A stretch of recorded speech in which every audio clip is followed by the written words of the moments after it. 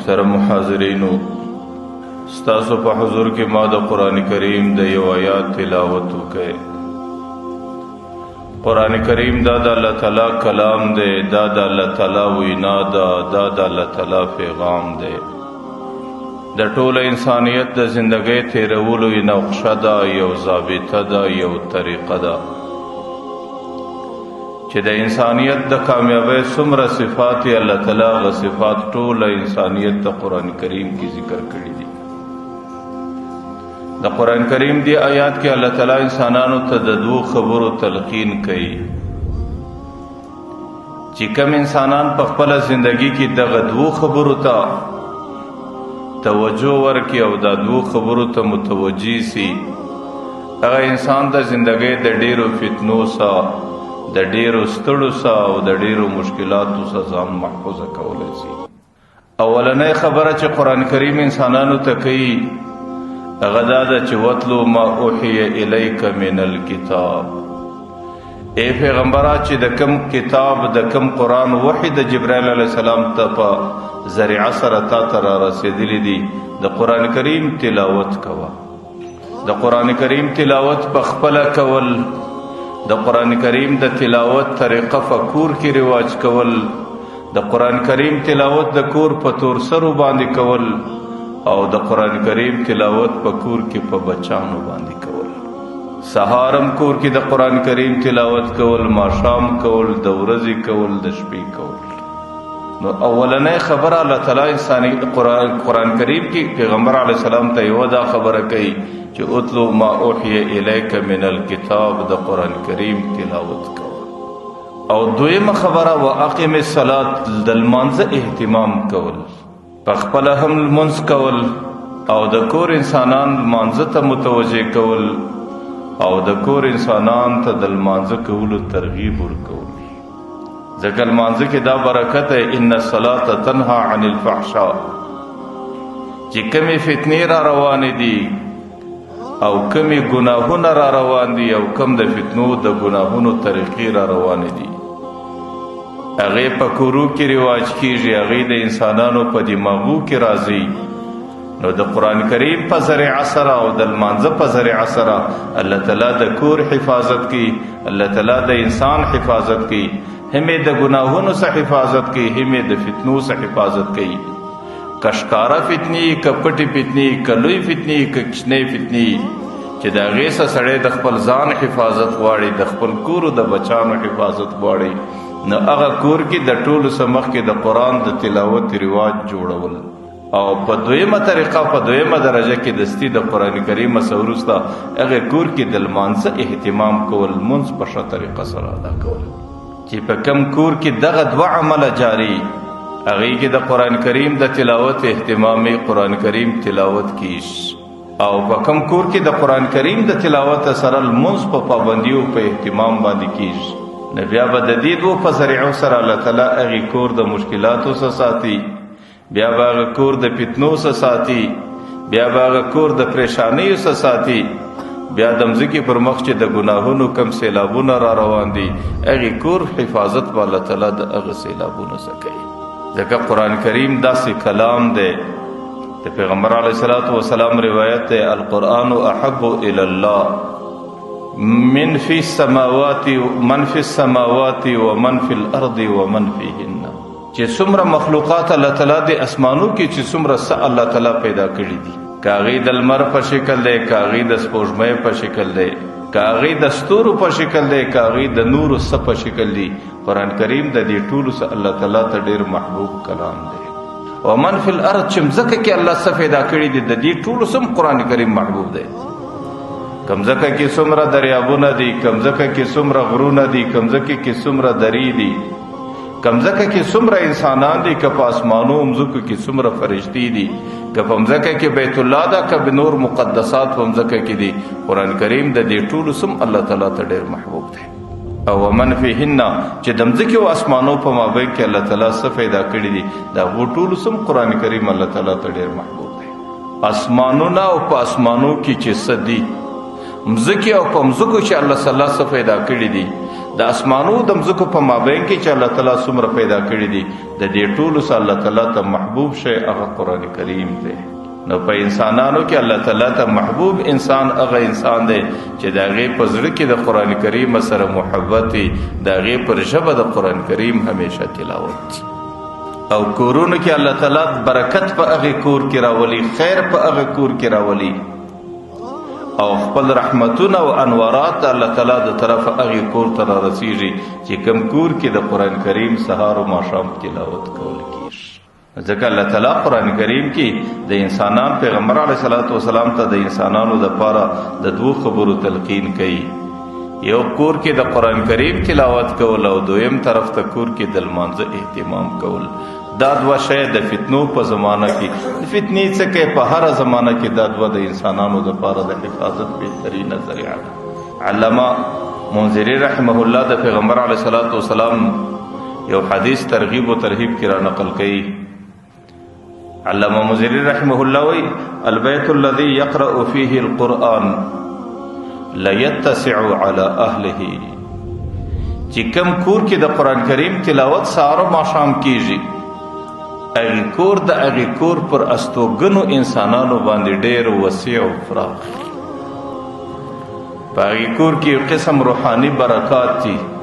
په هغې کور کې یو قسم روحاني انوارات دي، په هغې کور کې یو قسم خوشحالي، په هغې کور کې یو قسم د زړه سکون چې کوم کور کې قرآن کریم تلاوت کیږي. نن د زړه سکون پیدا کول، په کور کې خوشحالي پیدا کول دا ډېره لو مسله وي، او د دې مشکلاتو سره ډېر خلک مخامخ دي. ډېرې نارینه انسانان او ډېرې زنانې هغې دا خبره او دا شکایت همیشه پیښوي چې زموږ زړونه په دې کور کې تنګ دي. نه به په هغه کور کې تنګي، ځکه کور به پر څو اکړه باندې پراخ جوړي. نه به په هغه کور کې د خونو او د حجرو تنګي، نه به په هغه کور کې د غولې او د اسبابو کمی، او نه به په هغه کور کې د بل څه تنګ وي. لیکن د کور صاحب نارینه هم کله وایي زما د کور کې نفس تنګ دی، او د کور کې د نفس تنګۍ څه ساه بندېږي. کله هغه زنان هم دا شکایت کوي چې زما په دې کور کې نفس تنګ دی، او زما په دې کور کې د نفس تنګۍ څه ساه بندېږي. ما ته په دې کور کې زندگی کول ډېر ګران دي، او ما ته په دې کور کې ژوند تېرول ډېر سخت دي. د پیغمبر علیه الصلاۃ والسلام د هغې نسخه بیان کړې ده چې په کم کور کې د قرآن کریم تلاوت کیږي، هغې کور کې الله تعالی روحاني وسعت و فراخي راولي، په هغې کور کې الله تعالی خوشحالي راولي، په هغې کور کې الله تعالی سکون راولي، په هغې کور کې الله تعالی د زړه آرام راولي. د هغې کور انسانان بیا په هغه کور کې د سکون او د خوشحالۍ زندگی تېرولی شي. ځکه د قرآن کریم په تلاوت کې پیغمبر علیه الصلاۃ والسلام یو فایده دا ده چې په کوم کور کې که نارینه کوي، که زنانه کوي، که ماشوم کوي، که مشر کوي، که کشر د قرآن کریم تلاوت کوي، د هغې په برکت الله تعالی د کور کې پر انسانانو خوشحالي او روحاني انوارات راولي. او د دې سره سره وتحضره الملائکه وتحجر الشیطان. چې کوم کور کې د قرآن کریم تلاوت کیږي، هغې کور ته ملائکې ډېر راځي، هغې کور کې د ملائکو ازدحام، هغه کور کې د ملائکو رش. ملائکې هغه مخلوق دی، ملائکو ته الله تعالی د تلاوت کولو طاقت نه دی ورکړی. ملائکې د قرآن کریم تلاوت نسی کولی، لیکن ملائکې د قرآن کریم عاشق مخلوق دی. چې کم کور کې په کم ځای کې د قرآن کریم تلاوت کېږي، هلته ملائکې ځان را رسي، د قرآن کریم سما اورېدنه کوي. نو چې په کم کور کې د قرآن کریم تلاوت کول کېږي، هغې کور ته وتحضره الملائکه. پیغمبر علیه الصلاۃ والسلام هغه کور کې ملائکې ډېري، او ملائکې نورانی مخلوق دی، او د ملائکو د مخانو او د ملائکو د شکلونو څخه د کورو کې انوارات راځي، او په دې کې برکات راځي، او دې کې د الله تعالی رحمتونه راځي. او د هغې ملائکو د اجتماع په خاطر د هغې کور د انسانانو زړونه ډېر نرم وي، د هغې زړونه د محبت ډکي، د هغې زړونه د یو د بله سره د الفت او د ښې زندګۍ تېرولو ډکي. زمنم په هغه کور کې به مسکنت څه به نه وي، لیکن د مسکنت سره سره به د هغې خلکو زندګي ډېره هوسا وي. د پلار به د زوی سره محبت وي، د ورور به د ورور سره محبت وي، لور به در مور جاریږي، مور به در لور جاریږي، خواشه به د مژور په ژبه پوهېږي، مژور به د خواښې په ژبه پوهېږي، زندگی به په سکون او په اطمینان کې روان وي. لیکن چې په کم کور کې د قرآن کریم تلاوت نه کېږي، هلته د قرآن کریم بجای د نورو آلاتو تلاوتونه یې کله ګانې دي، کله بجانې دي، کله سروزونه دي، کله څه دي، نو بیا خو هغې کور ته د ملایکو بجای شیطانان راسي. او شیطان ډېر ظلمانی مخلوق دی، او شیطان ډېر د الله تعالی د رحمته لرې مخلوق دی. هغې کور کې بیا صرف ظلمات راځي، تیاریکۍ راسي. او هغه شیطانی مخلوق چې شیطانان دي، هغې چې کله په دې کور کې راسي، د هغې په خاطر د هغې کور د انسانانو په دماغو کې بغض وي، د هغې کور د انسانانو په دماغو کې نفرت دي. هغې کور انسانان رشته به د پلارو د زوی او رشته و قرابت به د ورورو د وروري، لیکن پلار به زوی ته سلام ویلو ته تیار نه، او زوی به د سلام د جواب ورکولو ته تیار نه. ورور به د ورور څخه په نفرت کی، او زوی به د پلار څخه په نفرت کی. د لور او مور په مابین کې به زندگی د نفرت او د خواښ او د مرور زندگی به د نفرت، حالانکه هغه کور کې وسعت او پراخیم ستا، په هغې کور کې قسمه قسم نعمتونه ستا، په هغې کور کې قسمه قسم راحتونه ستا. د هغې کور د انسانانو اسباب به ټوله برابرې، لیکن د ځان دپاره به زندگی دا د جهنم زندگی جوړه کړي. چې ګورې په کور کې نفرت دی، چې ګورې په کور کې شر دی، چې ګورې په کور کې جنگ دی، چې ګورې په کور کې ناری دی، او انسانان یو د بل هغې باندې د یو بل وزیرولو ته، یو بل تکلیف ورکولو ته، یو بل مشکلاتو پیښولو ته تیار دي. پیغمبر علیه الصلاة والسلام وایي چې په کم کور کې د قرآن کریم تلاوت کیږي، نو وتحضره الملائکه، هغې کور ته ملایکې راځي، او وتهجره الشیطان، هغې کور څخه شیطان بیا ځغلي. چې په کم کور کې د قرآن تلاوت هغې ته شیطان نه راځي. ویکسره الخیر، الله تعالی په هغې کور کې د خیر کثرت او ډیروالی راولي. خیر څه معنا؟ پیغمبر علیه الصلاة والسلام په هغې کور کې به خیر ډیري چې په کور کې د قرآن تلاوت کی. نن خو اسباب دنیا دا خلق د خیر معنا دا کوي چې په کور کې به پیسې ډیري، په هغه کور کې به مال او دولت ډیري، په هغه کور کې به خورقه او نفقه ډیري، لیکن د خیر حقیقي معنا دا نه ده. بلکې د خیر حقیقي معنا دا ده چې الله تعالی به په هغه کور کې برکت راولي، او برکت د دې اسباب بنیاد دی، او برکت د دې اسباب مقصد دی، او برکت د دې اسباب غرض او نتیجه ده. چې هر څومره اسباب دې کور ته راسي، هر څومره د راحت امور راسي، او د راحت هر ترتیب برابر سي، لیکن چې کله هغې کې برکت نه وي، نو هغې کې بیا نفع او په هغې کې بیا ښه زندګي او ښه نتیجه سړی نشي پیدا کولی. مال او دولت به د سړي سره ډیرې، لیکن د دې ډیر مال او دولت سره به د سړي زندگی د غربت لاس به تنګ کړي همیشه. د دې دا معنا چې هغه مال او دولت کې الله برکت نه دی ورچولی. مال او دولت به ډیرې، مال او دولت د دې ذریعه ده چې سړی په هغې باندې عزت پیدا کړي، لیکن د مال او دولت سره به همیشه د زندگی د بې عزتۍ او د ذلت شي. نو ویکسره الخیر، الله تعالی به د قرآن کریم په تلاوت د هغې په وجه باندې په دې کور کې خیر او برکت راولي. او چې کله برکت د زندګۍ څخه پورته سو، بیا خو د زندگی د انسان زندگی مشکلاتو کې ده، که هر څومره مال او دولت شي. زه ډېر ځله دا ته وایم چې کوم ځای کې الله تعالی برکت نه راوستلی، تاسو زموږ په دې ښار او وطن کې د هغې کورونو حالات وینئ. چې کله د هغې معلومات وکړئ، د هغې به مال او دولت او تجارت تر هره ملک رسېدلی. چې کله د هغې د کور معلومات وکړئ، د هغې په کور کې به ماښام 3 او 4 رقم نعمتونه پخڅ وي. چې کله د هغې کور معلومات وکړئ، د هغې د کور هر نوجوان ته به جلا ځان له خپله سپاري ولاړئ. لیکن چې کله د هغې زندگی ته ورشوسئ، چې ګورې ماښام به پلار او زوی په جنګ سره اخته وي، چې ګورې ورور به په جنګ سره اخته وي، او چې ګورې د اکا او د وراره په مابین کې به شکنځاوي او جنګونه سره شروع وي. د دې دا معنا چې دې مال او دولت کې الله تعالی برکت نه دی ایښی. برکت معنا دا وله چې په دې مال او دولت باندې دی خوشحالي پیدا کړي، په دې مال او دولت باندې د عزت پیدا کی، په دې مال او دولت د دې لپاره چې انسان په دې باندې راحت او ښه ژوندۍ پیدا کی. لیکن چې کله د راحت او ښه ژوندۍ په نصیب نه بیا دې کې څه نفع ده، په دې کې څه فائدہ ده. ډېر ځله به یو انسان غیبه د ځان لپاره ښه خوراکه جوړ کړي او کور کې چې کله سترخانه وارسي نو پر غیبه قسمه قسم نعمتونه وارث او عام انسانان به پر غیبه باندې راسکیش او د د لپاره به هر څه تیاری، لیکن صاحب بهادر بدیل الله نشي وروړلای په دې خاطر چې زما شوګر دی او دی به د ځان لپاره داسې بولي لکه د زارو څخه چکی،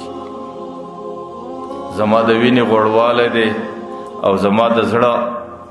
ناجوړي ده او زما فلان دی زما فلان دی، بیا به دی پر دې وچه ګوله باندې ناست او دا نور ټول خلک به په دې نعمتونو باندې ورته اخته.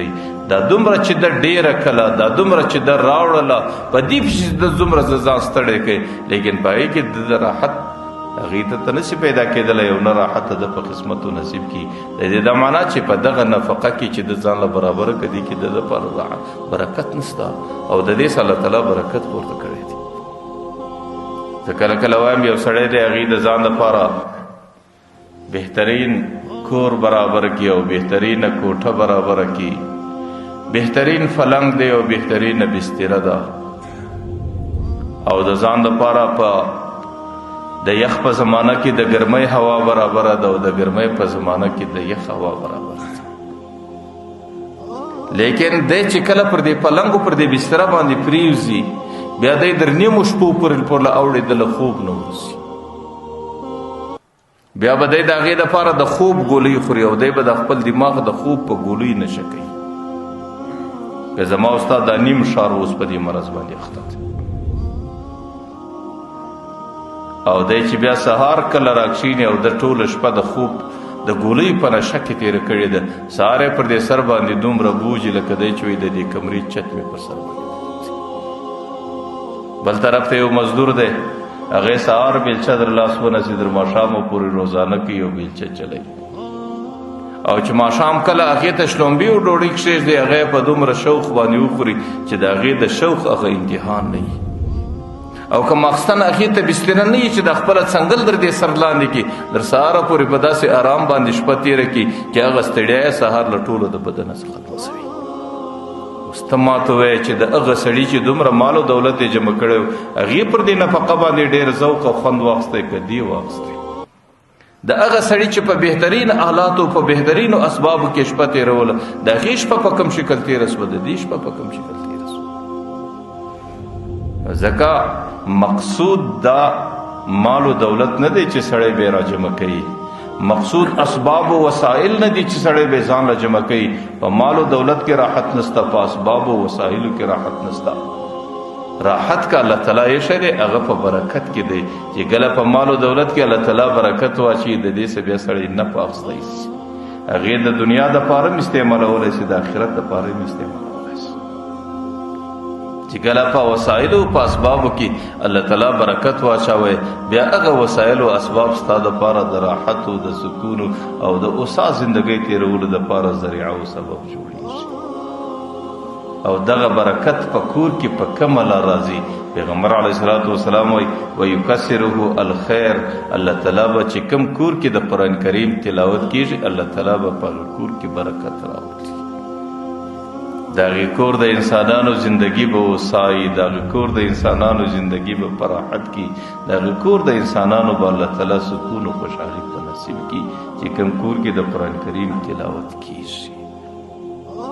ځکه الله تعالی پیغمبر علیه الصلاۃ والسلام ته اوله خبره دا کوي چې وتلو ما اوحی الیک من الکتاب، چې کوم کتاب تا ته جبرائیل علیه السلام د وحی په ذریعه را رسولی دی د هغه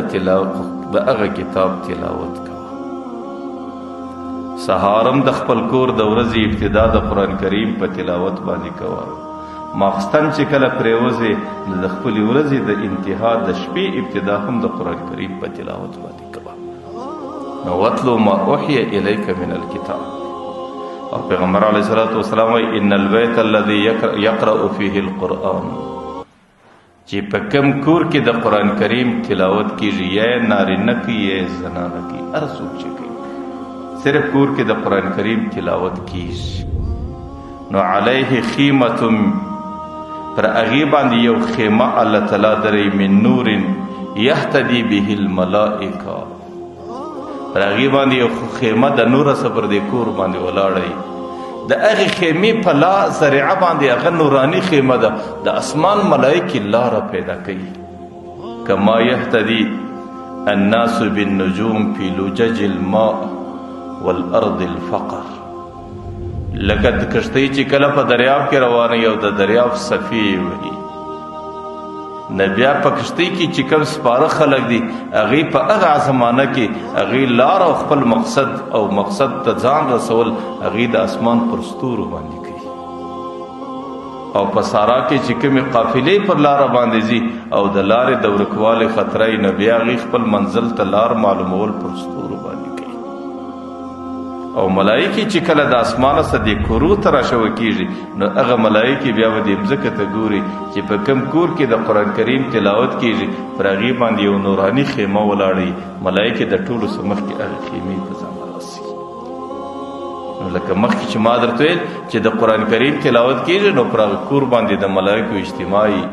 نو دې حدیث په پای کې راځي پر هغه کور باندې یو نوراني خیمه ولاړی پر هغه خیمه باندې د اسمانه څخه ملایکې راشوه کېږي او پر دې باندې د ځان لار معلوموي لکه په مځکه کې یا په دریابو کې چې خلک په ستورو باندې لار معلوموي د دې معنا دا ده چې کم کور کې پر مځکه باندې تلاوت کېږي لکه موږ ته چې په اسمان کې یو ستوری ځلیږي د اسمانو ملایکو ته د مځکې پر مخ باندې هغه کور داسې ځلیږي او داسې بریښ بیا پر هغه کور باندې دوی راشوه کېږي مدینه منوره کې یو صحابي دی حضرت انس رضی الله عنه حضرت اسید ابن حضیر مجاهد صحابي دی د جهادي سفر سره رالی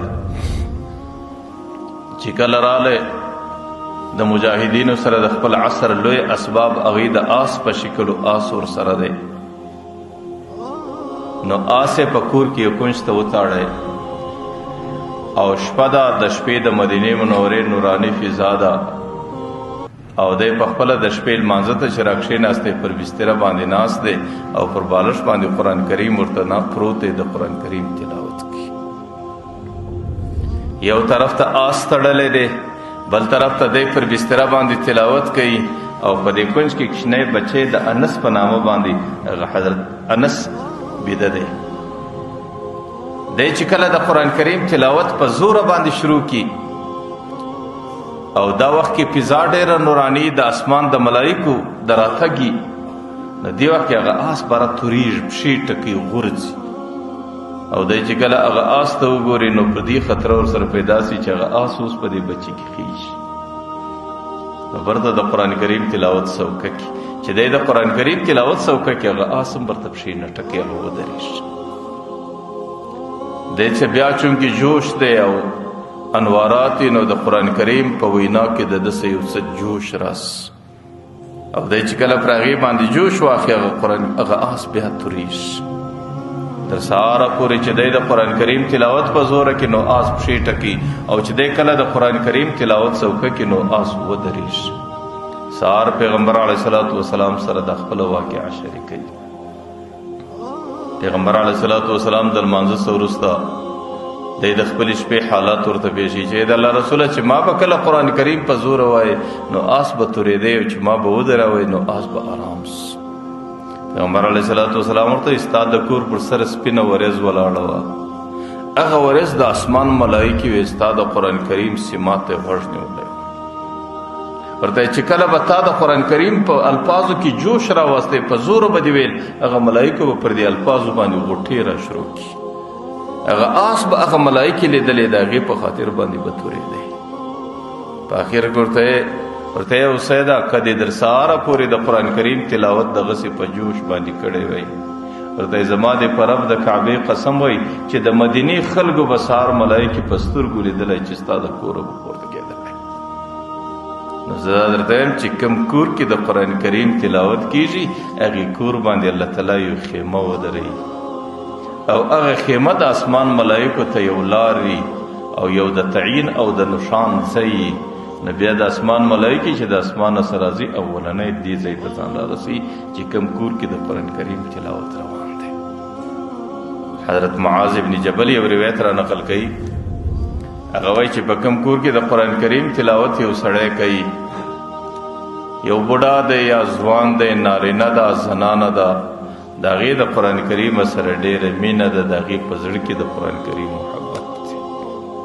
او زه وایم چې انسانیت کې هغه انسان بهترین انسان دی چې کوم زړه کې د قرآن کریم مینه وي، چې پر کومه ژبه د قرآن تلاوت شي. ځکه پیغمبر علیه السلام وایي ان الجوف التي ليس فيه شيء من القرآن، چې په کومه سینه کې د قرآن محبت نه وي، چې په کوم زړه کې د قرآن سره مینه نه وي، کالبیت الخرب، هغه کور داسې دی، هغه زړه داسې دی لکه خرابه او کنډواله. او تاسو لیدلی چې په خرابه او کنډواله کې صرف یا جنات اوسیږي یا شیطانان اوسیږي. په کنډوالو کې صرف یا پیرانان یا شیطانان، او د جناتو د شیطانانو کار څه دی؟ فساد جوړول. نو هغه زړه چې دی هغه د جناتو دپاره کنډواله ده، هغه زړه د شیطانانو دپاره یو خرابه ده، او د شیطانانو د جناتو په ذریعه باندې هغه زړه د فساد ډک دی. هغه زړه کې بیا سړی د خیر او د اصلاح تمه نشي کولی. پیغمبر علیه الصلاة والسلام وایي چې کوم کور کې یو ځوان دی یا بوډا ده یا نارینه ده یا زنانه ده، هغې د قرآن کریم تلاوت کوي، الله تعالی پر هغې کور باندې قبه او خیمه درولي. چې کله د الله تعالی فیصله را ورسېږي، د الله تعالی په فیصله باندې هغه بنده د هغه کور څخه وفات نه، بیا ملایکې په هغه کور کې راجمعي او د ده دپاره مغفرت او د بخښنې دعاګانې غواړي. او چې کله دی وفټ سي، په کفن کې ایښول کېږي، د پیغمبر علیه الصلاة والسلام قرآن بیا په یو روحاني شکل، په یو نوراني شکل د ده پر دې سینه باندې په کفن کې ورسره پټ سي. چې کله هغه انسان د کور څخه پر جنازه واخیستل سي او د قبر په توره کنده کې کښېښول سي، د قبر په توره کنده کې اولنی ملاقات د ده د نکر او د منکر سره کېږي. کله کله هغه په ډېر بیرونکي شکل کې، کله کله هغه په ډېر تیز اواز کې لکه د پیلبو غږ د هغې اواز داسې. لیکن چې کله هغې خدا نه خواسته په یو بیرونکي شکل کې راښکاره سي، نو قرآن کریم د ده د هغه نکر او منکر د فرشتو په مابین کې حایل او پرده سي. دی بیا په هغې مرده باندې د هغه ملایکو د هغه نکر او منکر د هغې بیرونکی شکل نه ویني. نو هغه نکر او منکر قرآن کریم ته وایي چې ته یو طرف ته سه، زموږ مجبوري ده موږ د دې سړي څه سوال و حساب کوو. نو بیا قرآن کریم ورته وایي چې زه د ده څه نسم لرې کېدلی. دا هغه نیک بنده و چې دی په یو حالت کې زه نه یم پرېښی، که به د ده د بیمارۍ حالت هم د زما د تلاوته بغیر ورځ نه تېروله، که به د ده د خوشحالۍ حالت هم یې زما د تلاوته بغیر نه تېروله، که به پر ده باندې د غم حالت و، که پر ده باندې د خوشحالۍ و، که د مسکنت و، که د مصروفیت وخت و، ده به زما تلاوت ته څه وخت ورکوی چې د کله زه د زندګۍ په یو حال کې نه یم پرېښی، د قبر په یو حال کې زه د ده څه یو طرف ته نسم کېدی. نو بیا هغه نکر منکر دی قرآن کریم ته وایي چې موږ ته د سوال کولو امر دی.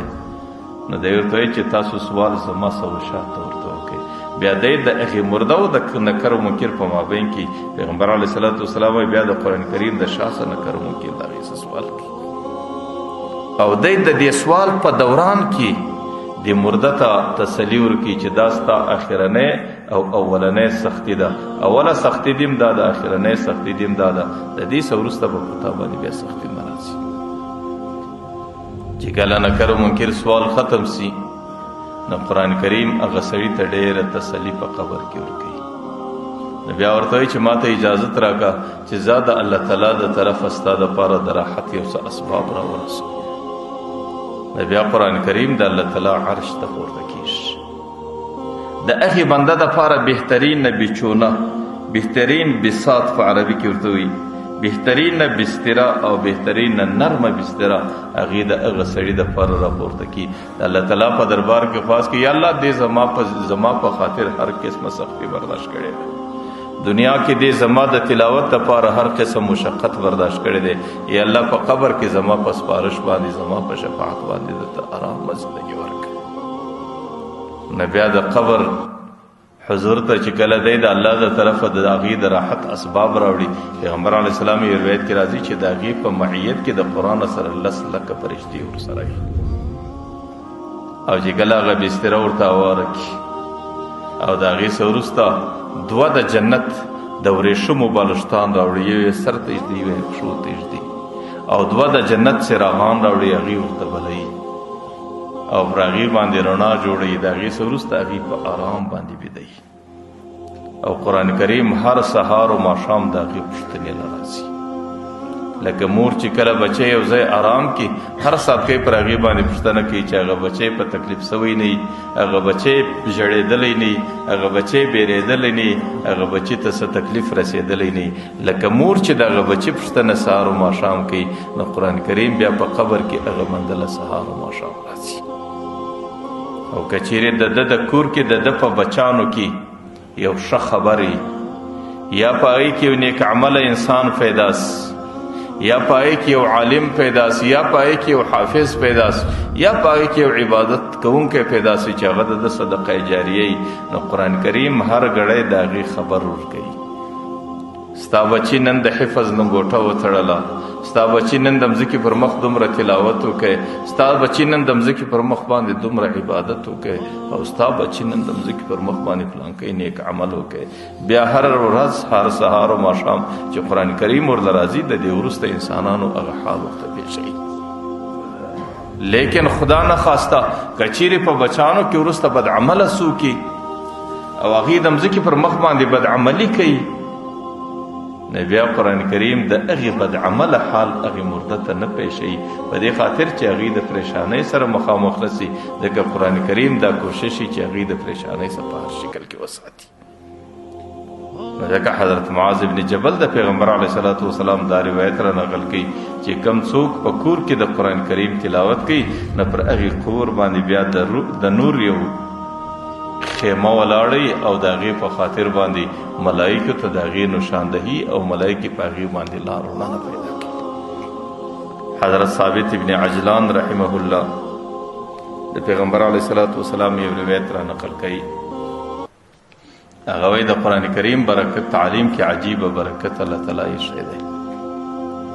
ځکه الله تعالی په خپله پیغمبر ته وایي وتلو ما اوحی الیک من الکتاب، د قرآن کریم تلاوت کوه. حضرت ثابت ابن عجلان وی ان الله یرید العذاب باهل الارض، الله تعالی د مځکې د انسانانو په باره کې د عذاب فیصله وکړي، د یو کلي په باره کې د عذاب فیصله وسي، د یو کور په باره کې د عذاب فیصله وسي، او الله تعالی د هغې عذاب ورکولو دپاره ملایکې را روانې کړي چې ورسه هغه کور په تکلیف و مشقت کې اخته کړه، ورسه هغه کلی په مصیبت و په تکلیف کې اخته کړه، ځکه د الله تعالی د دې کلي متعلق د عذاب فیصله سوې ده، د الله تعالی د دې کور متعلق د عذاب فیصله سوې ده. ملایکې چې کله هغې کور ته راسي، هغه کلي ته راسي، کله کله په هغه کلي کې یو مدرسه وي، د بچانو د تعلیم یو اداره وي، کله کله په هغه کور کې یو څوک د قرآن کریم تلاوت کوي، او د قرآن کریم یا ماشوم ده یا زنانه ده یا نارینه ده، هغه د قرآن کریم تلاوت په دې کور کې کوي.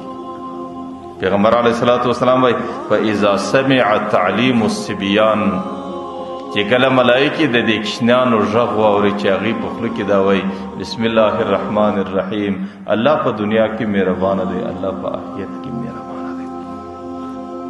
نو صرف الله عنهم العذاب، هغه د عذاب ملایکې د دې د اورېدو صبر ته روانه سي چې د کلي والا دا عقیده ده چې الله تعالی په دنیا او آخرت کې مهربانه دی، او په کور کې د کلي د ماشومانو په مدرسه کې دا عقیده ده چې زموږ رب پر موږ باندې مهربانه دی، او په کور کې د یو ماشوم په خوله کې تلاوت دی، هغه وایي چې زما رب پر موږ مهربانه دی، او د ده رب د ته عذاب ورکوي، نو الله تعالی هغه د عذاب فرشتې برته راوفرس کړي. نظام څومره د نیکبختۍ خبره وي چې یو کور یې په هغه کور کې ماشوم تلاوت کوي، په هغه کور کې زنانه تلاوت کوي، د هغه کور سپین ږیری تلاوت کوي، د هغه کور ځوان تلاوت کوي، او د هغې سهار هم پلار ورته وایي بچانو لمونځ کوسو، تاسو راسه لږ تلاوت وکړو، د هغې څه وروسته به بیا چای وخورو. ماخستن چې کله د کور انسانان بدیږي د قرآن کریم یو رکوع دوی رکوع تلاوت وکړي الله تعالی د الله تعالی حضور کې رابطه جوړ کړي د هغې څه وروسته بیا آرام شي. که دې کور کې د ورځې د الله تعالی د عذاب فیصله یې الله تعالی د دې تلاوت په خاطر دا ټوله ورځ عذاب ورته کوي. که په دې کور کې د شپې الله تعالی د یو تکلیف اراده کړي چې کله د کور د انسانانو د شپې ابتدا د قرآن کریم په تلاوت وسوله الله تعالی د هغې په خاطر دغه شپې عذاب ورته کوي. زه هم د یو کلي ډېره لویه نیکبختي ده چې یو کلي کې یو مدرسه ده. په هغه مدرسه کې د کلي ماشومان راجمع دي او هغه ماشومان د کلي سهار و ماښام تلاوت کوي. که چیرې پر هغه کلي باندې پر هغه ښار و وطن باندې د الله د عذاب فیصله وي، پیغمبر علیه الصلاۃ والسلام وایي چې د عذاب فرشتې راورسېږي چې کله په کلي کې د مدرسې د ماشومانو غږ واوري چې هغوی د قرآن کریم تلاوت کوي، هغوی بسم الله الرحمن الرحیم وایي، الله تعالی د هغې کلي څخه د عذاب د فرشتو مخبر ته وګرځي. ځکه کور کې خپل بچان د تلاوت سره عادت کول او خپل بچان د قرآن کریم په تلاوت باندې اشنا کول او د خپلو بچانو توجه د قرآن کریم تلاوت ته رااړول. او زه خو دا وایم چې د خپل کور د خپل کلي او د خپل ځان او د خپلې زندګۍ حفاظت هغې د قرآن کریم په وینا او د قرآن کریم په تلاوت سره کول. خپل بچانو ته د قرآن کریم د تلاوت تعلیم ورکول، بچان مدرسو لوروستل، لکه اوس د مدرسو ابتدایي زمانې دي او دا بچان د انسانانو امانت دي او د دې امانت الله تعالی پوښتنه کوي.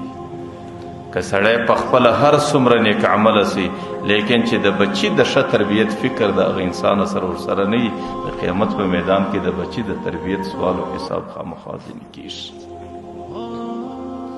چې د کومې کورنۍ بچان مدرسې له راځي، زه خو دا وایم چې هغه کورنۍ ډېرې نیکبخته ده، هغه مور و پلار ډېرې نیکبخته دي. حضرت انس رضی الله عنه یو روایت را نقل کوي چې د کومې کورنۍ بچان مدرسې له راځي، مور و پلار ماښام دا مشوره سره وکړي چې بچی به ځي مدرسې له او په مدرسه کې به قرآني تعلیم حاصلوي. حضرت انس رضی الله عنه وایي چې د پیغمبر علیه الصلاۃ والسلام څخه مې دا روایت اورېدلی دی، دا خبره اورېدلې ده چې دغه بچی چې د کور سره روان سي چې مدرسې له راځي، چې څومره قدمونه اخی الله تعالی پر دې هر قدم دی بچی ته د یو کال عبادت ثواب ورکړي. بیا چې کله دی په دې مدرسه کې استاز ته کښېني،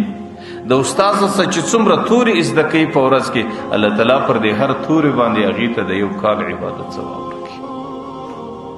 زه دا وایم چې دا ماشومان خو اکثره کشني دي او دا ماشومان حد بلوغ ته نه دي رسېدلي، او ماشوم چې حد بلوغ ته نه رسېدلی د ماشوم خپل عملنامه نه وي، د هغې هغه د کلونو ثواب چې سهار ماشوم مدرسې له راځي او غرمه په ورځ ټوله په مدرسه کې تېروي او ماښام ورته ځي، د هغې د هغې کلونو ثواب الله تعالی د ده د مور و پلار په عملنامه کې جمع کوي. زه هم څومره نیکبخته مور به وي چې هغې کور کې ټوله ورځ د کور په خدمت اخته ده، لیکن د هغې ماشوم بچی مدرسې له را روان دی او د هغې پر هر قدم باندې د مور په عملنامه کې په کلونو ثواب جمع کېږي. ځان د پلار به څومره نیکبختي چې پلار ټوله ورځ په خپل تجارت و دکانداري باندې اخته دی، لیکن هغې د ماشوم بچی متعلق دا فیصله کړې ده چې زما ماشوم بچی به د کلي جامعې و مدرسې له ورځي، هلته به د قرآن کریم زده کړه کوي. نو بیا چې څومره قدمونه دی اخی هغې قدمو په اعتبار د پلار په عملنامه کې جمع کېږي، او پلار چې دی هغه په خپل تجارت اخته دی لیکن روزانه د هغې عملنامې ته په کلونو ثواب روان دی. ځکه د بچي تعلیم کول، د بچي تعلیم قرآن په زده کول او بچی قرآن ته متوجه کول، دا د مور و پلار ذمواري هم ده او دا د مور و پلار نیکبختي هم ده. که چیرې دې ذمواري کې د دې څه کمی وسي نو د قیامت میدان کې به د دې متعلق د ده څخه خامخا پوښتنه کېږي. نن دغه بچی که سړی هر څومره په ناز و نعمت باندې لوی کړي، چې هر څومره په ښه خوراکو په ښو نعمتو کې وپالې، چې هر څومره په ښو لباسو او په ښه ښایسته شکل کې د دې بچي روزنه وکړي، لیکن کچیر بچه د قرآن سلیری دی او بچه د دین سلیری دی او ستا سره د قرآن او د دین فکر نه ور سره نه در سره بیا د قیامت په میدان کې اولنې مقدمه د دې بچی پر پلار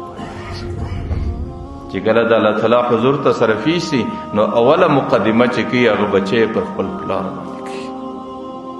او دا زنویم دا د قرآن فیصله ده. قرآن سوی بچے بناری کہ ربنا انا اطعنا سادتنا و کبراءنا، یا اللہ ما خود مشر خبر منلا اغیرہ تول چی اسکول ازدک ما اسکول ازدکے، اغیرہ تول کمپیوٹر ازدک ما ازدکے، اغیرہ توی تجارت و دکانداری ازدک ما ٹول ازدکلو، لیکن فاضلنا السبیل یا اللہ زید قرآن سلیری کلم پا ما قرآن نو آئی نن زه د دین سلیریم، نن زه د قرآن سلیریم، نن زه د قیامت په میدان کې په بېدینانو کې راپورته کېږم د دې پلار په وجه باندې. وی ربنا آتهم ضعفین من العذاب، یا الله زما پلار ته دو چنده سزا نن ورکړه، ولعنهم لعنا کبیرا، یا الله زما پر پلار باندې بدترین لعنت راوسته. نو که د بچی په تعلیم کې، د بچی په تربیت کې، د بچی په زندگی کې، په ښه اسلامی زندگی کې د سړي څه قصور کمی اوسي، بیا د قیامت په میدان کې اولنۍ مقدمه د بچی پر خپل پلار باندې راځي. ځکه د بچانو ښه تربیت کول او بچان په قرآن ولدول، او چې کوم بچی په مدرسه کې قرآن کریم وایي، د دې مدرسې په خاطر الله تعالی د دې ټوله کلي څه عذاب پورته کوي. او چې کم بچه په کور کې تلاوت د قرآن کریم کوي، د هغې بچی د تلاوت په خاطر الله تعالی د دې کور څه عذاب پورته کوي. بچیان دا الله تعالی جنتی ګلان پیدا کړي دي. پیغمبر علیه الصلاۃ والسلام حدیث دی وانه لمن ریحان الله،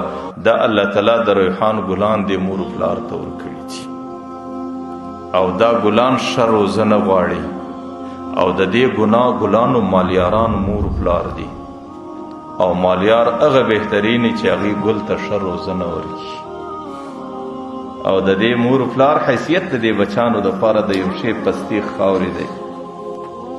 د پستې خاورې دی، او پسته خاوره بهترینه خاوره هغه ده چې هغې په خپل شکم کې ګل ته ښه پالنه ورکړي. نو بهترین مور پلار هغه دی چې هغې خپل ګل په ښه شکل باندې وروزي. د مور پلار حیثیت د دې بچانو دپاره د یو سایوان دی، او بهترین سایوان هغه دی چې هغې پر دې انسانانو باندې، پر دې خپل لاندې انسانانو بهترینه سایه جوړه کړي، او بهترینه سایه جوړول او د دې خپل ګل بهترین فالل د الله په ذات مې قسمي که د ټولې دنیا مخ پسې وغواړئ د قرآن کریم بغیر بل ښه تربیت نشته. که خپل بچی د فتنو څخه محفوظه کول غواړئ، که خپل بچی په عزت کې لویول غواړئ، که د خپل بچی د زندګۍ حفاظت غواړئ، او که د خپل خاندان د ناموسو د عزت د حفاظت اراده لرئ، د هغې دپاره بهترینه طریقه دا ده چې خپل نوی نسل په مدرسو کې وپالئ، خپل نوی نسل په قرآن کې وپالئ، خپل نوی نسل د قرآن سره اشنا کړئ. ما درته ویل چې کومه علاقه کې د مدرسې په صحن کې بچان هغې د قرآن کریم غږ پورته کوي، نو که چیرې پر دې علاقه باندې پیغمبر علیه الصلاۃ والسلام وایي د الله عذاب الله تعالی د دې بچانو د غږ اورېدلو په خاطر عذاب لرې کوي. په کور کې انسانانو ته وایي چې زمانه د فتنو ده، زمانه د ستړو ده، زمانه خراب روانه ده. زه ډېر ځایونه دا وایم چې په تېر 8 کاله کې زمانې په بېدیني کې څومره حرکت وکړي، په الله دې مې قسم وي که په دې 50 کاله کې څه چې زموږ زمانه پر غلط طرز باندې څومره چابکه روانه ده، او د دنیا قومونه زما او ستا نوي نسل ته په کوم شکل متوجه دي. د دنیا د قومونو څومره غلطې ارادې دي چې زما او ستا نوی نسل بې حیا کړي، او هغې ته هم دا ور معلومه ده چې د ټولو څه اولنی کار که زه پر دې نوي نسل کوم هغه د بې حیایي دی. ځکه پیغمبر علیه الصلاۃ والسلام پیشنګویي موږ ته فاته ده اذا فاتک الحیاء فافعل ما شئت، چې حیا یې د لاسه ځینې ویسته بیا بچی چې دی څه غواړي هغه ته کوي. نو زما او ستا نوي نسل ته ډېره دنیا متوجه ده، او زما او ستا د نوي نسل د تباه کولو دپاره ډېر قومونه متوجه دي، او ډېر نظامونه دې ته متوجه دي چې د مسلمان نوی نسل بې حیا کی او د مسلمان نوی نسل هلاک و تباه کی. که یو مور و پلار د خپل بچی سره احسان کوي، که مور و پلار د خپل عزت د حفاظت اراده لري، که هغې د خپل کور د حفاظت فکر لري، د هغې دپاره بهترینه طریقه دا ده چې خپل نوی نسل په قرآن کریم کې روزل، د خپل نوي نسل ښه تربیت کول او خپل نوي نسل د قرآن کریم په فضا کې ژوند ورکول. دا د هغې د حفاظت واحده لار ده، د دې څه بغیر بله لار نشي کېدلی. او د دې بچی د حفاظت اوله ابتدا د مور و پلار څخه شروع کیږي، ځکه د بچی د تربیت ابتدا د مور و پلار څخه ده، د بچی د زندګۍ ابتدا د مور و پلار څخه ده، او د بچی د هر څه د زده کړې ابتدا د مور و پلار څخه ده. که چیرې مور و پلار ښه زندګي تیره کړي، بچی ښه زندګي زده کوي. که چیرې مور و پلار د بچی د ښې زندګۍ فکر وخوري، نو بیا خو بچی ته ښه زندګي ورکولی شي. او که چیرې د مور و پلار څخه د بچی په زندگی کې غفلت وسی، بیا خو زندگی تباه ده. او چې غفلت ستا د طرفه وسلو، بیا دې د هغې ټوله زندگی د تباهۍ او د هلاکت سره مخامخ کړه. چې تاریخ وګورئ، زندگی وګورئ، د انسانیت ژوند وګورئ، چې په کم وخت کې د بچانو لوړه درجه، چې په کم عصر کې بچانو لوړ مقام پیدا کړی دی،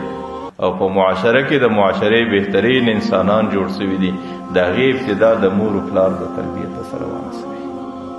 چې مور و پلار د هغې د تربیت ښه غم خوړلی، نو بیا خو هغه بچي په معاشره کې ډېر ښه مقام پیدا کړی. غالبا 92 هجري سنه راله، تابعین کې یو تابعی دی عبدالرحمن فروخ رحمه الله، او غالبا 92 هجری سنه دا د مجاهدینو جهادي سنه وه،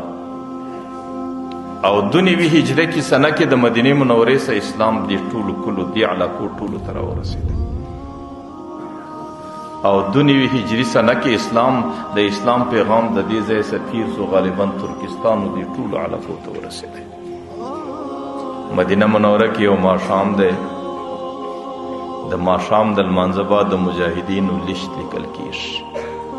سبا د ترکستان غزا ته قافله روانیږي او د مدینې منورې څخه دې ترکستان ته رارسیږي. دې مجاهدینو کې مجاهد عبدالرحمن فروخ رحمه الله تابعی دی، د صحابه ملاقات یې کړی دی، لیکن پیغمبر علیه السلام یې نه دی لیدلی. هغې هم ماښام په خپل جوش و جذبه کې رالی، د مجاهدینو په لیست کې خپل نوم ولیکئ چې سبا زم د مجاهدینو د قافلې سره دی. عبدالرحمن فروخ رحمه الله ابتدایي واده یې نوی سوی دی، او په کور کې یو دی او زنانو سره اوسېږي. ماښام چې کله کور ته رالی، زنانې ته یې خپل پیغام ورکړي چې زنانې زه خو سبا ځم غزوې ته، او د ترکستان قافله روانه ده، او په هغه قافله کې ما نوم لیکلی دی. د هغه زنانې څه زمانه د ده سره تېره سوې ده، دې وخت کې د زنانې په نس کې بچی دی. زنانې چې ځان ته وکتل، دې سړي ته یې وکتل، د دې سړي اراده ته یې وکتل، د ځان تنهایي ته یې وکتل. هغه زنانه ډېره وارخطا ده، ورته الی من وکلنا، موږ به چا ته پرېږدي؟ ته چې کله سبا د ترکستان غزوې ته ورسې، زه به د چا سره زندگی تیروم؟ زما په نس کې بچی دی چې کله د هغې د پیدا کېدلو زمانه راسي، د هغې تربیت به څوک کړي، د هغې زندگی به بیا د چا سره تېرېږي. دی څه ورته وایي وکلتما الی الله، زما رب ستا، زما رب ته، ما تاسو ټول ورته ایښي یاست. هغه وخت کې هغه زنانو کې هم دا همت و، هغې په دې دین باندې قربانۍ ورکولو ته تیار و، هغې خاوند ته اجازې ورکولو ته تیار. نو هغه زنانه په دې باندې پوه سو چې زما خاوند سهار روانېږي. نو هغه زنانې د خاوند د خوشحالۍ دپاره چې د دې په وس کې څه هغه یې ټوله وکړ. هغه زنانې د خاوند سره شپه تېره کړل، هغه زنانې د خاوند سره چې کله سهار سلو، سهار هغه زنانې په خپل لاس باندې زغره راواخیستله، دې خاوند ته یې ورواغوستله، او په خپل لاس یې توره راوړه، د خاوند په لاس کې یې ورکړله، او د سرای په مابین کې خپل وش د خاوند ورته چوکې، خاوند یې پر کښېناوی. او د اوښ مهارې ونیوی را روانه کې د سرای او د مکان په دروازه کې ولاړه ده د قافلې انتظار دی چې د مسجد نبوي څخه به قافله کله را روانه شي. چې کله د مسجد نبوي څخه قافله را روانه سوله نو هغه زنانې په ډېر شوق او په ډېر عشق خپل خاوند ته رخصت ورکړي. خپل خاوند یې د اوښ سره قافلې ته وویله. هغه زنانه د دې سرای او د مکان په دروازه کې ولاړه ده، تر هغې وخته پورې ولاړه ده چې تر څو پورې قافله غایبې شي. چې قافله غایبه سوه تر هغې وخته ورته ولاړه ده چې د هغې قافلې دوړه ختمې شي. د هغې څه وروسته بره کور ته راغله کښېنسته. هغې زنانې ته دا معلومات نه و چې دا انتظار به څومره اوږدې شي. کال تیر سو، 2 تیر سو، 5 تیر سو، ورځې راځي، شپې راځي، ګرمۍ راځي، یخنۍ راځي، کله د لوږې زمانه ورباندې راسي، کله څه پیدا کړي، بس د خپل خاوند په انتظار په 4 دیواله کې ناست. د هغې خاوند 10 کاله زمانه تېره سوه، هغه زنانه انتظار کوي. 15 کاله تېره سوه، 20 کاله زمانه تېره سوه. کله کله خبر راسي چې هغه شهید سو، کله کله خبر راسي چې هغه د کافرانو په قید کې دی، کله یو خبر راځي چې کله قافله راځي دا د قافلې مخ ته ورغلي د هغې معلومات کوي. لیکن د یوې قافلې د طرفه داسې تسلي بخش معلومات نه ورته کېږي. هغه زنانه ناسته ده ناسته ده، قرار قرار د هغې په د سر تور ویښتان په سپینوالي باندې بدلېږي. د هغې د ځوانۍ شپې د بوډاوالي حالت ته نږدې کېږي. چې کله د هغې ورځې او شپې تېرېږي ډېره زمانه تېره سوله. کله خزان راځي، کله بهار راځي، کله شپې راځي، کله کلونه تېرېږي، کله هفتې او میاشتې تېرېږي. غالبا هلته ترکستان کې د مجاهدینو سفر پر مخ روان دی. 10 کاله مسلسل اوس 10 کاله مسلسل چې جهادي سفر روان دی. 10 کاله بعد په ترکستان کې مجاهدینو ته چټۍ ملاو شو. خلکو دا دین داسې په اسانه والله نه دی راغلی لکه ما او تا چې په کوم نظر باندې ورته ګورو، دین داسې نه دی راغلی چې یو خاوند د یوې زنانې سزي په دیني سفر کې، په جهادي سفر کې، او هغې ته چټۍ 10 کاله بعد ملاویږي چې ته به اوس کور ته ځي. ځکه په 2 هجري سنه کې د مدینې څخه دین دې ځای ته راورسېدی. که چیرې هغه دین ته هغې خلکو په دغه نظر کتلی وای، خدا نه خواسته لکه زما او ستا د معاشرې بعض انسانان چې ورته ګوري چې نه زه پر دین باندې تکلیف برداشت شوی سم، نه د زوی تکلیف لیدلی سم، نه پر دین باندې مال او دولت ته تکلیف رسولی سم، نه پر دین باندې ځان ستړی کولی سم، یو څه نه سم کولی. که په دغه اسانه شکل دین و زه یم، که دین زما دی، او که نه و زه و دین تعلق نه سره لرو، بیا خو زما عقیده دا ده چې 1400 کاله کې به هم دا دین دلته نه وی رارسېدلی. لیکن هغې خلکو بچان قربان کو، هغې خلکو کورونه قربان کو، هغې خلکو زنانې پرې شوې، هغه خلکو د زندګۍ راحتونه پرې شول. نو ځکه په 2 کاله دننه کې دین د ما او تا پورې راورسېدی. عبدالرحمن فروخ ته 10 کاله بعد په ترکستان کې د چټۍ اجازه میلاو سو چې ته به اوس کور ته واپس ځي. 10 کاله چې دی د دې خوا تلی، د ځوانۍ زمانه او ویښتان تور، هلته 10 کاله بعد مکمل په سپینه حلیه او په سپینو ویښتانو کې راځي. چې کله 10 کاله بعد مدینې منورې ته راغلی، اتفاقا د ماښام وخت په مدینه راکښېوت. د یو ناولد د بوډا په شکل پر آس پر اوښ باندې سپور دی، او زغره جنګي اغوستې ده، او توره په لاس کې ده، او د مدینې هېڅوک یې نه پېژني. د مدینې په کوڅو کې ګرځي، ماښام دی، او د خپل کور اندازه نه ورته لګېږي چې کور مې کوم ځای کې و. د هغې زنانې متعلق فکر اخیستی دی چې هغه زنانه به د چا سره وي، ځکه 10 کاله کې بسته نسلونه بدلېږي. هغې به بله نکاح کړي، زما په انتظار به ناست دی، په هغه کور کې به یې بل ځای وي، چیرې به ډېر وګرځېدی، او ټول خلک ورته ګوري. د مدینې په یوه لار وځي، په بله ننوځي، په یوه لار راسي، په بله لار راسي، او بوډا دی، ټول خلک ورته منتظر دي، او چاته نور معلومېږي چې دا بوډا څوک دی. او بوډا د خپل کور په تلاش کې دی. هغه دروازه نه ورمعلومېږي چې 30 کاله مخکې زه د کومې دروازې څه وتلی. فلما جن اللیل چې شپه وغوړېدله توره تیاره سوله، ارامي سوله، شپه ارامه سوله. د چې ډېر فکر وکړئ، د ډېره فکره څه وروسته یې باره پر یو دروازه ځان برابر کړئ چې شاید 30 کاله مخکې به هغه دغه دروازه وه چې زه وتلی وم. د مدینې منورې داسې آبادۍ وې چې هغې کې دروازه هم نسته. باره په دې کور راننوتی، د دې کور په مابین کې ودرېدی. چې د کور په مابین کې ودرېدی، د وښه سره اشرو کېږي، د زغریو د تورې کړپی دی. د دې دروازې څه دننه چې کومه حجره ده، د دې څه یو نوجوان راوغورځېدی، سرتور سر د یبلې پښې دی راغلی. هغه بوډا یې در دې غاړه ونیوی،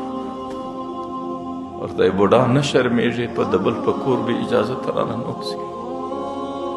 دی ورته یې بچې معاف کا، زما دا عقیده وه چې دا زما کور دی، د بل کور نه دی. هغې ډېر په غوسه سو، برای داسې ډېر ټینګ د غاړه کې جټکه ورکړه. ول بوډا حیا نه درته درېږي، یو ځل د بل کور ته راځي، اوس دا وایي چې دا زما کور دی. ورته یې اوس دې په دې شپه کې قاضي ته پېښوم. هغه نوجوان ډېر په غوسه کې دی، هغه بوډا ډېر زارۍ کوي، هغه نوجوان ډېر په جوش کې دی، هغه بوډا ډېره عاجزي کوي. ورته یې بچې بس ما څه غلطي وسوله. دوی په دې جنجال کې سره اخته دي. د خونې د کړکۍ نه څه هغه زنانې ورته د هغه زنانې چې پر دې بوډا باندې نظر ولګېدی، 30 کاله دماغ شاته ولاړ. برای د خولې څه یو چغه وختله. د هغه ځوان نوم ربیعه دی. ورته یې ربیعه ورته یې ظالمه د پلاره سره په جګړه اخته یې. وایي ته دا هغه بوډا دی چې 30 کاله ما د دې لپاره په 4 دیوالو کې انتظار کړی دی. ورته دا ستا پلار دی چې د کوم چا څه ته پیدا شوی، هغه دغسې دی چې د کوم چا په خاطر باندې زما د سر تور ویښتان سپینوالي ته ورسېدو، د هغې په انتظار کې زه ناست وم، هغه دغه سړی دی. هغه زنانه په منډه ورله راغله. هغه نوجوان چې دا واورېدو، نو هغه نوجوان د دې بوډا په پښو کې ورپرېوتی.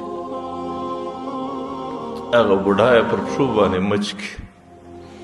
هغه زنانې او هغه نوجوان هغه بوډا در لاس ونیوی، بری راوستی، خپلې حجرې ته کښېنه. شپه تېره سوله، شپه ټوله په کارګزاري کې سره تېره سوله. زنانه بوډا ته وایي چې تا څنګه شپې تېرې کړې، بوډا زنانې ته وایي چې پر تا څنګه وختونه تېر سو. چې کله شپه تېره سوه، سهار د مسجد نبوي څه اذان وسو. هغه بوډا چونکې د پیغمبر علیه السلام عاشقان خلک، هغې ساروختي راغلی د پیغمبر علیه السلام زیارت له. پر زیارت ولاړ دی. یو شعر وایي فی حالة البعد كنت روحي ارسلها تقبل الارض وهي نائبة عني. ای د الله رسوله زه ډېر لرې تللی وم، زما د لرېوالي په حالت کې به زما روح سهار ماښام ستا قبر له راتلی او ستا پر قبر باندې به یې طواف کوی. وهذه دولة الاشباح قد حضرت. ورته یې د الله رسوله دا دولت ماته الله بیا عظیم په لاس راکوي چې زه ژوندی د دې قبر راورسېدم. چې کله سلام وکړې، په مسجد کې کښېناستې، لمونځ یې وکړې. د لمانځه څه وروسته د بوډاوالي په وجه نظر ډېر کمزوری سوی دی. مسجد نبوي کې په میراب کې یو محدث کښېناستی، نوجوان محدث دی، بېشماره شاګردان ورته کښېناست. هغه محدث حدیث وایي، دا شاګردان یې سره نقل کوي. بوډا چې هر څومره پر دې تندي لاس ورته ونسي، نظر یې در محدثه نه رسېږي چې دا څوک دی. د یو طالب پر څنګ باندې ناست دی، باره ورته وایي بچې دا محدث څوک دی. هغه طالب باره د بوډا ته وایي بوډا د مدینې نه یې. دی ورته وایي بچې د مدینې یم، خو مدینې له ډېر وروسته راغلی یم. هغه طالب چونکې د استاد سره ډېر محبت دی، ماره ورته بابا دا امام ربیعه دی، دا نن د ټولې مدینې استاذ کل دی، د دې غوندې په مدینه کې بل څوک نشته. دا د امام ابو حنیفه استاذ دی، دا د امام مالک استاذ دی، دا د سفیان ثوری استاذ دی، دا د عبدالله بن مبارک استاذ دی. دا ټول محدثین یې داسې په جذبه ورته ویل. د بوډا په دې سر خلاص و چې دا زما هغه بچی دی چې د شپې کوم ماله مخله راغلی باره بوډا وژړل بهرحال بچی لم لم تنتسبه الیه ما ته دې ولې نسبت نه وکړې چې دا د چا بچی دی پلار دې ولې نه راوښوي چې پلار یې څوک دی هغه طالب ورته وایي بوډا دا د یو مجاهد بچی دی چې هغه 13 کاله مخکې د ترکستان په غزوه کې غرق تللی دی هغې د ترکستان په غزوه کې ورک دی دا د هغه مجاهد بچی دی نو هغه بچی هغه بوډا رالی کور ته چې رالی زنانې د شپې د خپل بچی حال نه ورته وایي چې سهار دی هغه په خپلو سترګو وویني باره ورته وایي بوډا چې کله ته رخصتېدلې هغه زنانې ورته وایي تا ما ته یو څه پیسې کښېښوې ما په هغه پیسو باندې د دغه بچي تربیت وکړې نن تا په خپله په مسجد نبوي کې ولید ورته وایي بوډا هغه پیسې ډېرې درته محبوبې دي که دا بچی دی څه ورته ورته زما د الله په ذات قسمې زنانې چې زما په دې یو لاس کې تا لمر رایې شوی په دې بل لاس کې د سپوږمۍ رایې شوی زه به دومره خوشحاله نه وی لکه دا بچی الله زما په نصیب کړی ما درته ویل امام ربیعه د ټولې مدینې استازي کلو د هغې تربیت چا وکړې د هغې تربیت مور وکړې د هغې پلار 13 کاله مسلسل غیر حاضر ځکه مور و پلار باید د بچانو بهترین تربیت وکړي او د دې خپلې نوي نسل حفاظت وکړي او د مدرسو ابتدایي ورځې دي د هغې د داخلو ورځې دي پکار دا د خپل بچان د مدرسو سره اشنا کی د قرآنی فضا سره اشنا کی د خپل نوي نسل د حفاظت لپاره زموږ سره یقینا د مځکې پر مخ باندې واحده لار ده د قرآن کریم تربیت الله تعالی دې دا څو خبرې قبول کړي